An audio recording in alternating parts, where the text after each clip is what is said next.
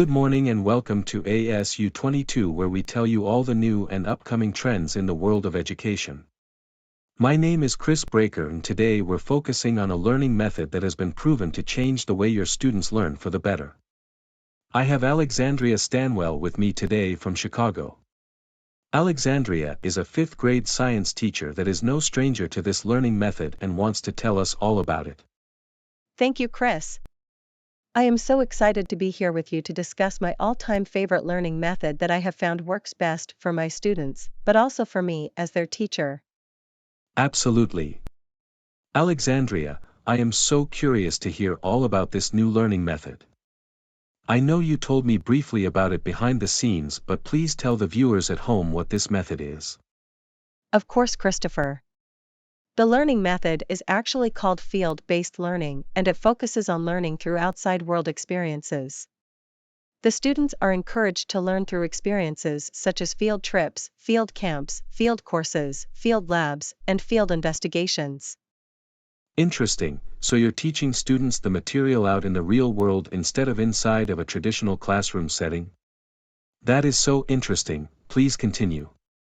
Christopher, we know that there are many different types of learning styles that children possess, and along with those styles is a partnering pedagogy to match. Now you may be wondering what a partnering pedagogy is. A partnering pedagogy focuses on progressive learning and the individual approach a student has in learning. Many different methods of learning are a form of partnering, such as action learning, discovery learning, field-based learning, guided discovery, inquiry-based learning, place-based learning, project-based learning, and team-based learning, to name just a few. Wow, that is quite a list of learning methods. How come you have chosen field-based learning as your preferred approach to teaching? Field-based learning focuses on learning through the outside world experiences. Students are able to learn through an environment in the field that is meant to challenge what they know, rather than the traditional classroom setting that focuses heavily on a textbook and lecture approach. Field-based learning is often associated with many of the earth science, ecology, and environmental science classes taught in school, but can be seen in many different subjects. As you know, this type of learning method is beneficial to me in particular, since I teach science. I am learning so much about field-based learning and am eager to hear more, but we need to take a quick break for commercial. When we come back, Alexandria will tell us more about field-based learning. Don't go anywhere.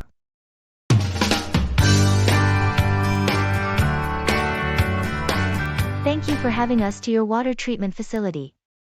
My students have learned so much, being able to experience how everything functions here. They have gathered tons of field-based learning today.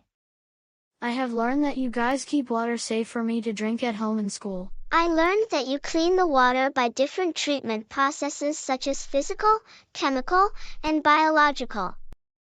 Oh, you are all welcome. I am glad I could help your students learn by real-life experiences out in the field instead of reading a boring textbook. I hope you all learned important information and maybe even can teach your parents something. Thank you for staying with us to learn about field-based learning, and man, we sure are learning a ton. Alexandria, please tell me more about the student and teacher role of this method. Of course, Christopher, the teacher's role in field-based learning is to engage and motivate students by intermingling students' personal and career interests with what they're learning in the classroom. Teachers not only reinforce and improve students' academic learning through field-based experiences, but also encourage critical thinking and problem-solving. And the student's role? Yes, the student's role in field-based learning is to obtain first-hand knowledge by experiencing learning by doing. The student's ability to learn is no longer in the hands of the teacher, but instead up to them and how much they are willing to learn. Fascinating, Alexandria. I know you mentioned a teacher back at your school that also has began to implement this method in her classroom. We asked her permission to also be featured on this segment, and she was quick to join in. Here is Ms. Watford from Chicago to tell us her insights on field-based learning.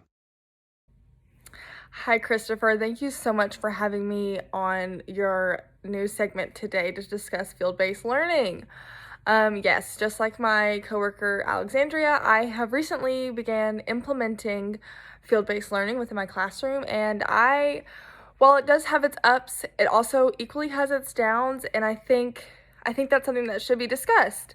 So I know Alexandria has talked about the great things that it has done, but I do want to kind of focus on some of the not so great aspects of it, you know? I think there is just as much good as there can be bad, but ultimately, it is a new and increasingly growing learning method and still faces challenges that, prove that learning is not one size fits all. I think we know that when we see our students who have different learning approaches and learning styles, and while some may learn better in a more traditional setting, that's not always going to be the case.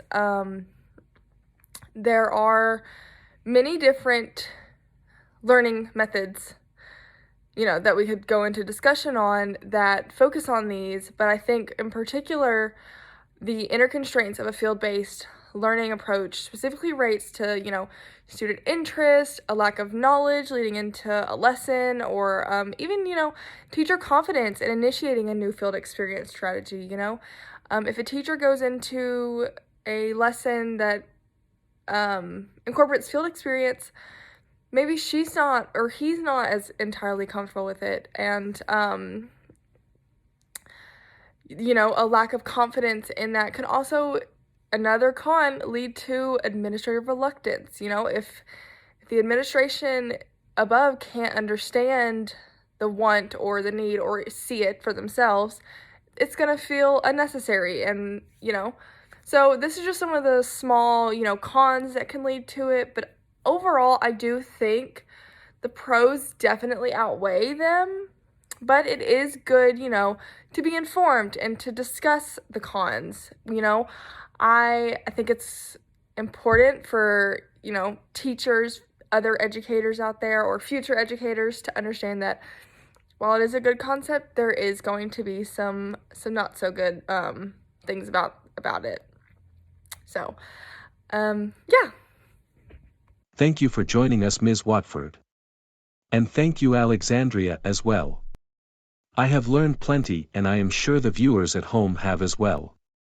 I wish we could continue this segment, but it is time to bring it to a close. Is there any final remarks you would like to add, Alexandria? Absolutely, anytime, Christopher. I would like to finish off by saying that humans experience field-based learning as young as kindergarten through field trips and as late into adulthood as internships for future employment opportunities. Field-based learning doesn't stop at the K-12 level or even in higher education, but can continue to carry into adulthood through careers by professional development. One thing is certain, and that is field-based learning will be a forever influential partnering method in learning. You are absolutely correct, Alexandria. It will be a forever influential partnering method in learning. This has been ASU 22, and it has been a pleasure to have you with us today to learn all about field-based learning.